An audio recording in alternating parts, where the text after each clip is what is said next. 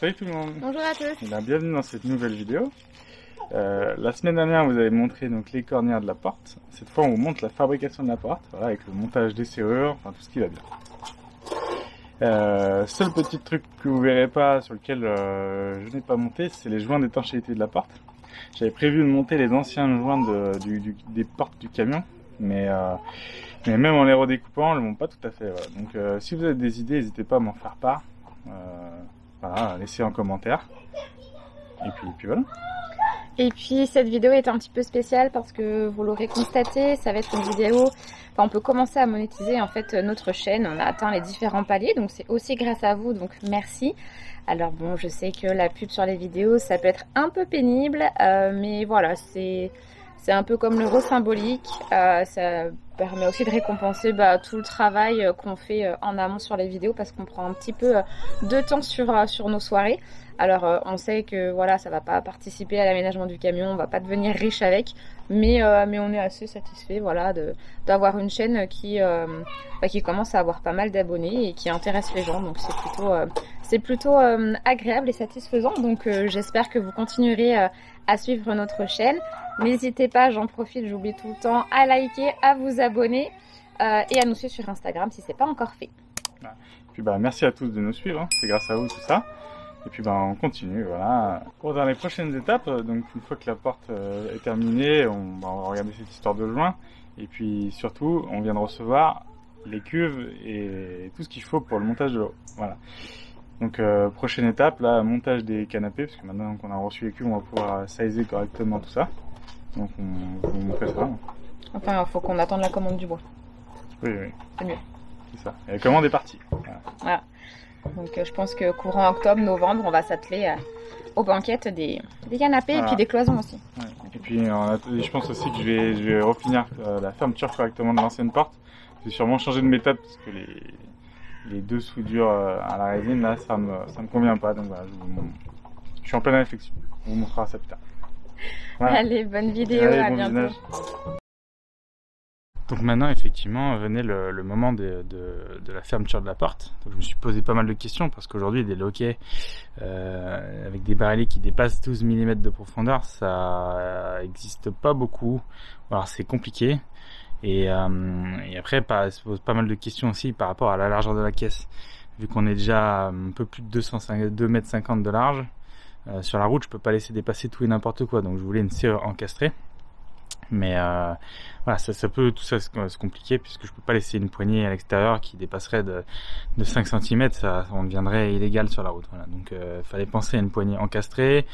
Qui dit poignée encastrée dit type camping-car parce que il faut que la penne, donc la petite pièce qui est biseautée, qui permet de claquer la porte soit dans le bon sens. Enfin tout ça pose des questions assez compliquées. Et puis par expérience, hein, on avait pu faire un pique-nique avec nos amis les Turtle Trotters. Je vous invite à aller consulter leur chaîne. Mais ce jour-là, ils avaient eu le malheur de claquer leur porte, ils n'avaient pas de poignée. Et forcément, les clés étaient à l'intérieur, donc ils pouvaient plus ouvrir. Donc on s'est amusé un petit moment à ouvrir leur porte. Donc moi, je voulais faire un choix avec donc une poignée incrustée qui leur permettrait, même si la porte claque, de pouvoir ouvrir. Sauf que ces petites poignées-là, elles ont souvent un défaut, soit c'est très très cher et on peut dire que c'est à peu près sécurisé et encore, ou soit c'est un peu cheap. Donc je voulais quand même pouvoir fermer cette porte, juste la fermer de manière simple, mais je voulais qu'on soit à l'intérieur, qu'on dorme ou quand on serait à l'extérieur pour se balader, je voulais qu'on n'ait pas de problème de sécurité et je voulais une serrure avec une barre de renfort. Voilà. Donc j'en ai pris deux et je vais vous montrer donc ce que j'ai choisi. Donc on va commencer par la serrure incrustée. Je vous montre, dans tous les cas il n'y a rien de commercial dans cette vidéo. C'est un choix purement technique que j'ai fait. Je cherchais ce qui nous permettrait d'avoir la plus grosse épaisseur et qui correspondait à ce que je voulais faire. Voilà. Donc je vous montre ce que j'ai choisi. Voilà. Donc une poignée extérieure toute simple, intégrée, voilà, qui dépasse que de 0,5 cm, qui vient s'incruster à l'extérieur et côté intérieur, donc une poignée simple, donc avec système de verrouillage. D'un côté, voilà, on peut la verrouiller et de l'autre, on va y arriver. Et de l'autre, on a le pen qui se contracte pas. Donc les deux pièces sont liées les unes aux autres. Comme ça.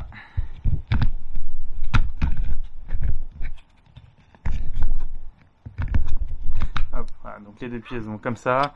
On a un jeu de 30 mm entre les deux. Donc il faudra que effectivement je désépaississe la porte à un endroit pour intégrer la serrure. Voilà. On a le jeu de clé qui va bien avec. Et donc je vous parlais du système avec donc le loquet avec la barre. Donc, les barres sont pas encore arrivées, mais j'ai la serrure. Donc voilà ce que j'ai pris. Donc c'est une serrure avec système de barre, un côté avec un bouton qui nous permet quand on tourne de sortir donc les barres qui vont venir verrouiller la porte, et en même temps on peut venir s'encastrer dans les montants sur les côtés. Voilà, donc ça c'est le côté extérieur, et bien sûr le côté intérieur, un système à clé. Alors la profondeur elle est pas suffisante, mais avec mes calculs, si on prend donc les clés comme ça et qu'on les intègre, je vous montre. Hop. Voilà. Au moment où on est là, ici la distance qu'on a entre les deux, et ça suffit pour laisser passer le rond de la clé. Donc vraiment la petite partie qui sont entre mes doigts, cette partie là sort de la pièce. Donc voilà, j'ai pas besoin de décaisser pour celle-ci, j'ai pas besoin de décaisser, ce qui est un gros avantage. Voilà. Et puis c'est livré avec 3 clés. Et puis avec le montant de porte, bon, qui risque de pas me servir, où je risque de récupérer juste la partie plate, puisque c'est plus résistant que les cornières alu que j'ai. Voilà. Bon, mais après il y a un moment donné, si on veut rentrer au pied de biche, on peut arracher la porte aussi. Donc voilà. Voilà pour ça. Et puis les charnières que j'ai pris. Donc chaque charnière, j'en prévois 2. Je sais pas si c'est suffisant, on verra, mais chaque charnière peut résister jusqu'à 160 kg. Et surtout elles sont réglables en 3 dimensions. Voilà, donc sur ce genre de porte un peu fait maison, j'avais un peu peur que l'ajustement soit pas très bon, sachant que je vais y mettre des joints un peu spéciaux, je vous montrerai tout à l'heure. Et donc j'avais vraiment envie d'avoir des gonds qui permettaient de se régler. Voilà. Et je vous montrerai tout ça tout à l'heure, et puis en espérant que ça aille bien. Du coup je vais vous montrer donc les cornières pour la porte que j'avais acheté. Voilà, c'est les cornières. Donc elles font 8 cm à l'intérieur, et donc pour tout le tour, et forcément la porte, je sais pas si vous vous rappelez, je vous ai dit, elle faisait 12 mm, donc volontairement je l'ai fait plus petit pour que quand on soit à l'intérieur de la caisse, on puisse y mettre en fait un rideau moustiquaire, voilà. Et puis potentiellement faire passer les portes. Donc je vous montre un peu, voilà, la différence, ça fait ça. Donc si j'aligne, et donc il reste un peu de la marge qui va nous permettre de mettre un rideau moustiquaire ou quelque chose comme ça, voilà, un peu fait maison. Donc voilà, c'est volontaire. Et donc on va commencer à préparer la porte. Et il y en a beaucoup qui se posent la question de l'étanchéité de la porte. Donc pour ça, je vais pas réinventer la poudre, on va y mettre des joints. Et puis comme j'aime bien recycler, on va y mettre des joints des porte-camions que j'avais récupérés. Donc, je vais vous montrer, j'en ai un peu comme ça partout, mais voilà ce que ça donne. Donc, des joints avec 4 lèvres qui font 3 cm d'épaisseur, voilà. Donc qui viendront être collés sur la porte. Et puis il y a les petites tiges en fer là qui sont là, qui viennent en fait se prendre dedans comme ça, dans les gorges, et qui viennent donc plaquer le joint en plus sur la porte. Voilà. Donc on va monter ça. Maintenant je sais pas effectivement l'ajustement qu'il faudra prendre sur les joints. Je pense que je vais laisser 1,5 cm sur la porte de chaque côté, vu que ça fait 3. Donc ça laissera à peu près 1,5 cm de mou sur le joint, qui viendront lécher la porte et éviter tout de suite, quoi. Voilà, donc ça j'en ai plein, parce que forcément j'avais 3 portes sur le camion, 2 à l'arrière et une coulissante, et elles fonctionnaient toutes sur le même principe. Voilà. Donc si c'est des joints qui résistaient pour une caisse frigo, qui évitaient que l'eau rentre et éviter le froid de sortir, j'imagine que les joints doivent être plutôt pas mal. Voilà. Malheureusement j'avais pas pris les mesures, j'avais pas regardé ce qu'ils avaient mis eux comme épaisseur, mais bon, on va voir, on va adapter. Allez, je vais vous montrer le montage. Et bon, ça c'est la porte du coup, donc c'est la chute que j'avais coupée. Forcément elle sera plus courte. On peut voir qu'il y avait cette partie là qui est déjà découpée. En fait c'était l'endroit où il y avait l'emplacement du mur qui croisait à l'intérieur. Voilà, donc c'est pas grave, de toute manière, il faut qu'on réduise l'épaisseur, donc la partie supérieure va sauter. Et j'ai prévu une grande plaque de contreplaqué qui va venir dessus. Et de toute manière, il y a un côté ce côté-là risque d'être décaissé pour mettre la serrure. Voilà, donc c'est pas très grave. Voilà. Donc je vais prendre les mesures, je vais monter tout ça, et puis je vous montrerai une fois qu'on sera prêt pour enchasser les corners. Voilà, sachant qu'il y a une découpe aussi, une découpe en biseau à faire sur les corners. Voilà. Allez, tout à l'heure.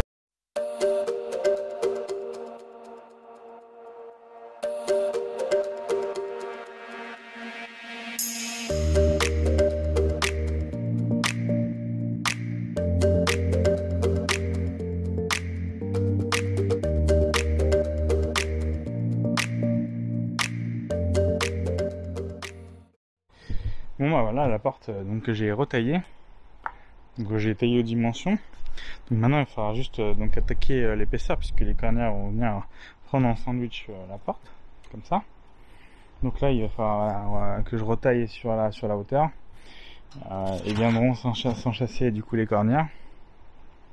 J'ai longtemps hésité à mettre donc la plaque de contreplaqué à l'intérieur, comme ça en sandwich. Mais au final pour des questions d'esthétique et de maintien, je vais la mettre côté extérieur. Voilà. Donc là il y aura une couche de résine, la mousse, la cornea, et la plaque va venir dessus comme ça, avec forcément d'un côté un trou pour la partie serrure que je vous ai montré tout à l'heure. Voilà. Bah, écoutez, je vous montre ça. Bon bah du coup j'ai fini de retoucher donc la plaque là. Je l'ai mis tout à la même épaisseur partout. Donc finalement je vais quand même mettre la plaque de contreplaqué d'abord dessus. Et après le prendre en sandwich avec les corners. Ce sera plus solide. Et j'ai décidé de faire des cales que je vais mettre dans les angles, que je viendrai visser directement depuis les corners. Ça va vraiment renforcer le tout. Parce que j'ai un peu peur que d'un côté la partie résine se décolle, voilà, et que du coup ça bouge. Voilà. Donc pour éviter ça, je prépare tous les angles, et puis après je viendrai couper la plaque et poser le contreplaqué et enchasser les corners. Bon bah voilà, j'ai fini de couper la plaque. Donc j'y ai mis donc, des tasseaux dans les angles, voilà, qui viennent reprendre pour l'instant. Donc là la plaque n'est pas fixée. Donc là j'étais en train de voir pour le positionnement donc des poignées et des serrures. Donc si on regarde là, que j'étais en train de regarder donc une des serrures, donc j'ai préparé donc un emplacement.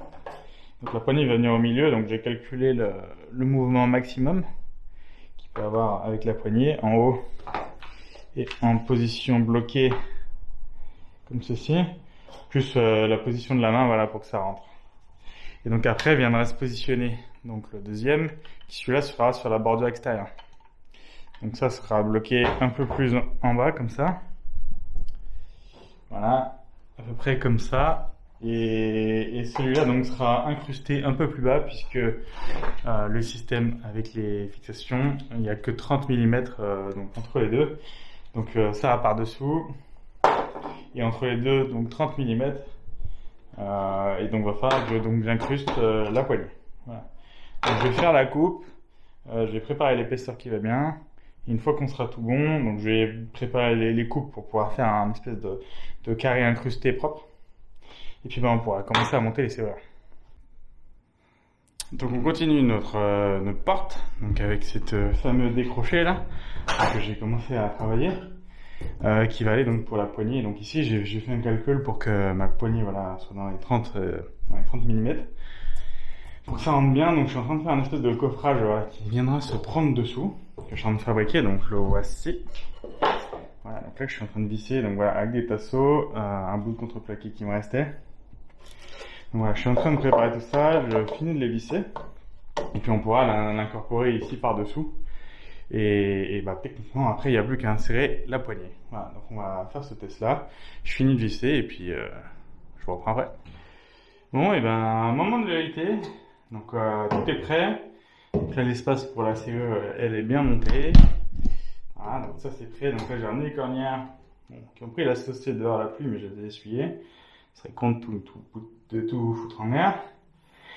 Et donc du coup je vais venir les enchasser, donc normalement si c'est bon ça devrait y aller. Bon, je pense que j'ai fait exprès que normalement pour que ce soit vraiment millimètre, donc il faudrait aller rentrer au maillet, mais ça devrait y aller. Donc on va y aller.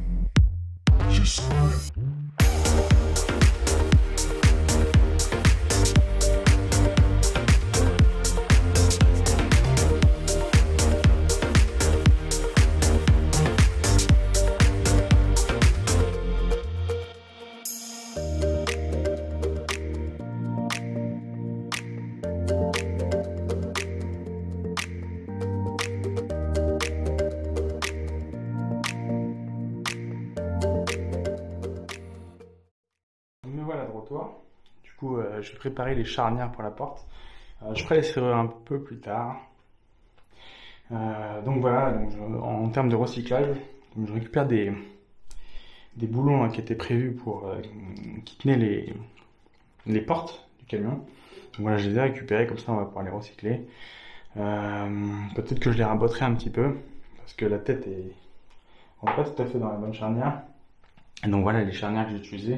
Donc c'est des charnières de marque Fapim, et le modèle c'est Loira Plus. Chaque charnière, donc voilà, c'est des charnières qui peuvent aller en extérieur, qui sont faits pour des montages sur de l'alu, et chaque charnière prévoit un support de 160 kg. Voilà, donc j'en ai prévu 2. Voilà, donc voilà à quoi ça ressemble. Donc ils sont montés comme ça. L'avantage c'est qu'ils ont un réglage dans les 3 dimensions, donc vraiment en translation, en hauteur et en biais. Voilà, donc je pense qu'avec ça, l'ajustement de la porte devrait être pas trop mal. Voilà. Donc voilà, pour le côté cornière, donc je vais incruster des pas de vis comme ça, là, qui vont bien, et donc du coup qui correspondent bien avec mes vis. Voilà. Je vais mettre un petit coup de graisse, et voilà, du coup celui-là est à visser dans le mur avec une clé BTR, on peut la visser dans le mur, et puis on vient prendre nos charnières, hop, comme ça, dedans, et on va visser dans le mur. Voilà. Donc là, je suis en train de faire les repérages, et puis bah après on fera le repérage côté porte, sachant que donc de chaque côté de la porte, en haut, en bas, à droite, à gauche, je vais laisser à peu près 1,5 cm qui est prévu pour les joints. Voilà. Donc je vous montre ça. Bon bah ça avance au niveau des serrures. Je vous montre. Voilà, donc j'ai installé la serrure donc extérieure. Voilà, avec un petit emplacement pour le loquet. Il faut que je finisse de poncer. Mais voilà, du coup j'ai percé à plusieurs endroits et puis après j'ai limé. Voilà. Donc ici on peut lever la poignée pour verrouiller depuis l'extérieur.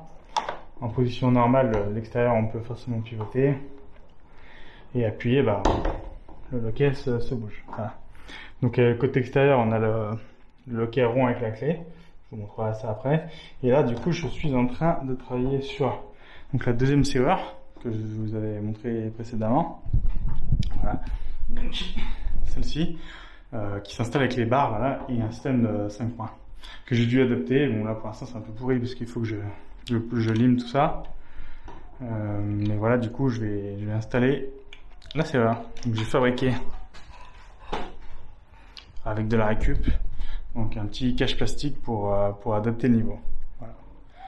Et puis pour en même temps protéger des intempéries. Voilà, je vous montre ça.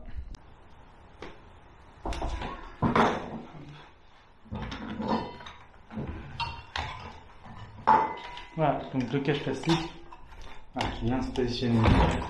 On va faire un promenade à cette positionnement.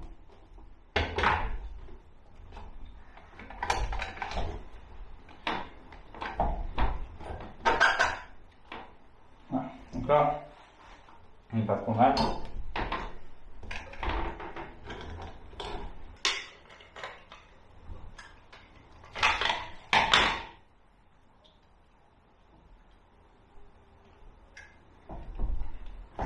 Donc j'ai juste pré-percé pour repérer pour prendre des repères perçables.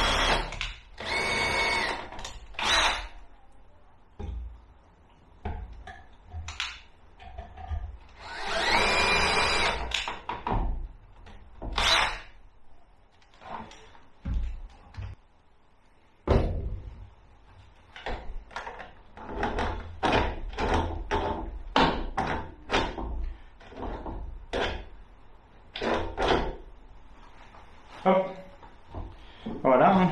Du coup c'est mis, il restera 2 vis côté alu, mais il faut que je finisse de poncer, donc là c'était juste un repère, et puis bah on va essayer de l'extérieur. Hein. Je vous laisse à l'intérieur, je vais essayer.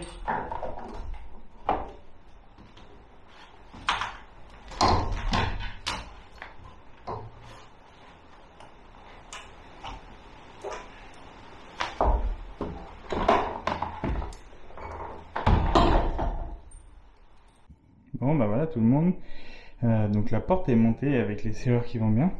Donc voilà, je vous montre un peu plus près. Donc voilà la poignée, donc avec le truc qui bascule, hop, le verrouillage vertical, et donc les deux grandes barres, donc voilà, qui sont montées comme ça, hop, vers le bas. Et du coup voilà, j'ai préparé ce qu'il fallait pour pouvoir rentrer les pennes donc dans le mur. Et puis ici, avec le bouton, bah, on peut les verrouiller. Hop. Donc là, on voit plus rien. Et donc ici,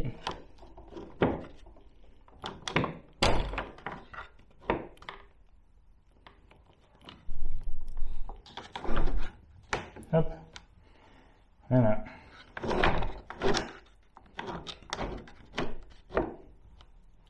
Ouais, donc ça se verrouille bien. Voilà, ça bouge plus. Voilà.